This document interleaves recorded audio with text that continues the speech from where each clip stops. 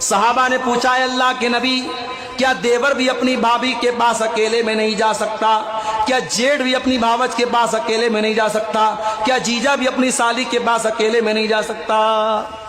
آج عام بات ہے، کئی گھروں میں شوہر باہر کام کر رہا ہے، بمبئی میں، دلی میں، کلکتہ میں، دبئی میں، سعودی میں، بیوی گھر میں اکیلی رہتی ہے، جوائنٹ فیملی سسٹم ہے، دیور بھی اسی گھر میں ہے، جیٹ بھی اسی گھر میں ہے، دیور بھابھی میں کوئی پردہ نہیں، جیٹ اور بھاوج میں کوئی پردہ نہیں۔ کتنے فتنے ہو چکے اور ہو رہے ہیں، کتنے گھروں میں زناکاری پنپ رہی ہے، کب تک چلے گا یہ حرام کام؟ میرے پیارے ساتھیوں، اللہ کی شریعت سے بغاوت کرو گے تو انجام ہمیشہ برا نکلے گا۔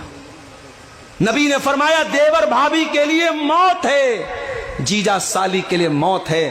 آج شادی ہوتی ہے، سالیاں اپنے جیجا سے مذاق کرتی ہیں، اس کے ساتھ بائک پر چپک کر کے بیٹھتی ہیں، گھومنے پھرنے جاتی ہیں، کہنے والے یہاں تک کہتے ہیں سالی تو آدھی گھر والی ہوتی ہے۔ معاف کرنا، یہ ہوگا دنیا کے کسی کلچر میں کہ سالی آدھی گھر والی ہوتی ہوگی۔ اسلام میں سالی غیر محرم ہے اور غیر محرم سے پردہ ہونا چاہیے، سالی کو اپنے جیجا سے پردہ کرنا چاہیے۔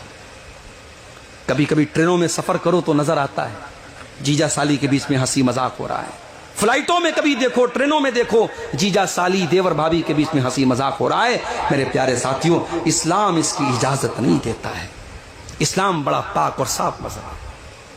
اسلام نے زناکاری کو کرنے سے نہیں روکا، بلکہ زناکاری کے قریب بھی جانے سے روکا ہے۔ فرمایا وَلَا تَقْرَبُوا الزِّنَا، میرے بندو تم زنا کے قریب بھی نہ جانا، إِنَّهُ كَانَ فَاحِشَةً وَسَاءَ سَبِيلًا، یہ بہت گندا کام ہے، بہت برا راستہ ہے۔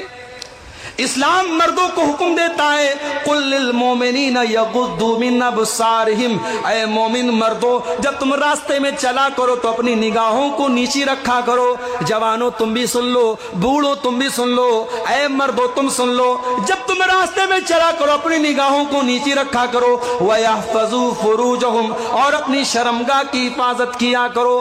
جب تک نگاہوں کی حفاظت نہیں ہوگی تب تک شرمگاہ کی حفاظت نہیں ہو سکتی میرے ساتھ۔ اور عورت سے کیا کہا گیا؟ وَقُلْ لِلْمُؤْمِنَاتِ يَغْضُضْنَ مِنْ أَبْصَارِهِنَّ، اے نبی مومنہ عورتوں سے کہہ دو وہ اپنی نگاہوں کو نیچی رکھیں۔ وَيَحْفَظْنَ فُرُوجَهُنَّ، اپنی شرمگاہ کی حفاظت کریں۔ وَلَا يُبْدِينَ زِينَتَهُنَّ، اور اپنی بیوٹی کو، اپنی خوبصورتی کو ظاہر نہ کریں۔ اب دیہات میں دیکھتا ہوں لڑکیاں نقاب پہن کے آئی ہیں، نقاب کے اوپر لائٹ جل رہی ہے، نقاب کے اوپر لائٹ جل رہی ہے۔ بھائی جب نقاب پہنی ہو تو نقاب کے اوپر لائٹ کی کیا ضرورت ہے؟ نقاب اچھا خاصا پہنی ہے، نقاب کے اوپر پٹی لگی ہے، پٹی پہ لکھا ماشاءاللہ اسلام کی شہزادی۔ ارے واقعی میں تو اسلام کی شہزادی، تو یہ پٹی لگانے کی کیا ضرورت ہے؟ تو سمپل نقاب کیوں نہیں پہنتی؟